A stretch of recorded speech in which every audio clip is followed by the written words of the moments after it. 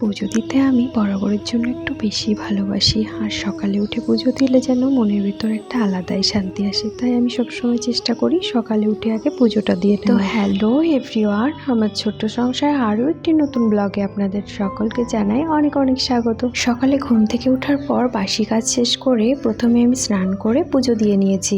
এরপর রান্নাঘরে যাব এমন সময় চলে এলো ছোট্ট মিষ্টি একটা ভাইজি। হাতে ছিল তার মেহেন্দি। আমার আর ততক্ষণে বুঝতে বাকিনি যে সে আমার কাছে মেহেন্দি পড়ার জন্য এসছে, কারণ বাড়ির পাশে আজকে একটা বিয়ের অনুষ্ঠান ছিল, আর এই বিয়ে বাড়িতে আমাদের সকলেরই নিমন্ত্রণ ছিল। ওর মেহেন্দি পড়া দেখে আমারও একটু ইচ্ছে হলো, তাই আমি বসে গেলাম মেহেন্দি পড়তে। আর আমার হাতে মেহেন্দির ডিজাইনটা ঠিক এরকম এসেছিল। এরপর দুপুর হতে না হতেই হঠাৎ করে আমার ডান হাতের শাখাটা বেড়ে গেল। সকালবেলা হলে তবুও দোকানগুলো খোলা পাওয়া যেত, যেহেতু রবিবারের দুপুর সেই কারণে বাজারের সমস্ত শাখার দোকানগুলোই বন্ধ আছে। বাকি সেই কাকিমার ফোন নাম্বারটা ছিল, তাই কাকিমাকে ফোন করে বাড়িতেই ডেকে নিলাম। বিবাহিত মেয়েদের হাতে শাখা ছাড়া সত্যি হাতটা খালি খালি লাগে।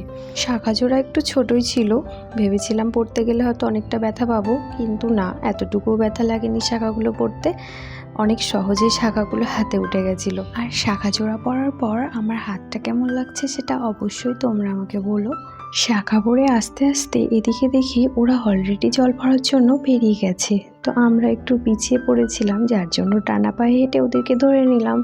তারপর সবাই মিলে মজা করতে করতে চলে এলাম নদীর ঘাটে। আকাশটা একটু মেঘ করেছিল, যার জন্য নদীর ঘাটটা এত সুন্দর দেখতে লাগছিল তোমাদেরকে জাস্ট বলে বোঝাতে পারবো না।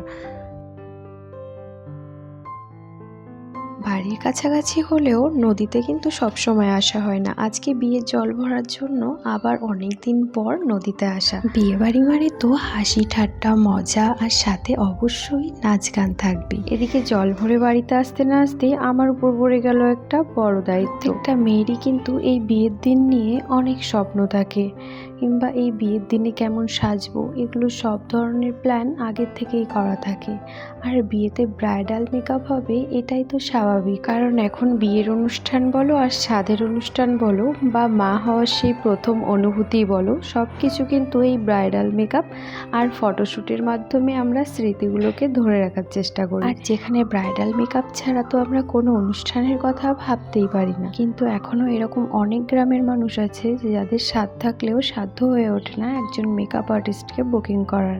আমি যেহেতু প্রফেশনাল মেকআপ আর্টিস্ট নই, তাই হয়তো এতটাও ভালো হয়নি। যতটা পেরেছি চেষ্টা করেছি খুব সাধারণভাবে সাজানোর জন্য। আর এই ঘরটাতে অনেকটা লাইট কম ছিল, যার কারণে তোমরা হয়তো বুঝতেও পারবে না মেকআপটা ভালোভাবে। অনেকে সাজানোর পর আমরাও রেডি হয়ে চলে এলাম বিয়ে বাড়িতে। এটা যেহেতু ছেলের বাড়িতে হচ্ছিল, তাই মেয়েটাকে দুপুরবেলায় ছেলের বাড়িতে নিয়ে আসা হয়েছে। অনেকক্ষণ ধরে বসে বসে বিয়ের অনুষ্ঠান দেখার পর এদিকে রাতও হয়ে গেছিল, আর খিদেও পেয়ে গেছিল খুব জোর। চলে এলাম খাওয়ার টেবিলে। আর আমরা যে বাঙালি এটাই তার জলযন্ত্র প্রমাণ, কারণ টেবিল পরিষ্কার না হতে বসে গেলাম খাওয়ার টেবিলে। আর খাওয়া দাওয়া শেষ করে এসে দেখি বাকি সবাই বর আর বউয়ের সাথে নাচতে নাচতে সাত পাক ঘুরছে। তো আজকের মতো ব্লগটা এখানেই শেষ করছি। দেখা হবে নেক্সট কোনো ব্লগে। ততক্ষণের জন্য সবাই ভালো থেকো, সুস্থ থেকো, আর অবশ্যই জানিও আজকের ব্লগটা তোমাদের কেমন লাগলো। সবাইকে টাটা।